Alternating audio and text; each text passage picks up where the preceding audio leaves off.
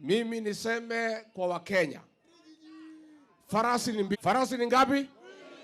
Farasi ni ngapi? Mtu unaitwa Kasongo na hii muungano ya one term. Hii ingine yote ni punda, si ndio?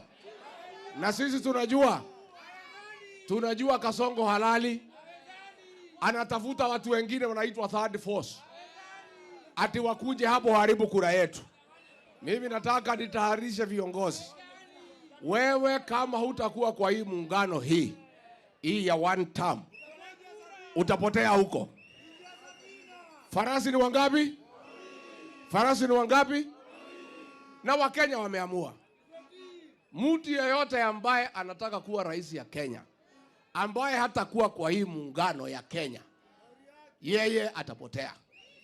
Kwa hivyo sisi tutakaa pamoja na sisi tutazunguka Kenya. Na urais hawezi tafutwa ukiwa nyumbani. Urais unatafutwa tukitembea kwa wananchi, si ndio? Kwa hivyo sisi tutatembea kila pahali tukiongea na Wakenya, tukikaa pamoja.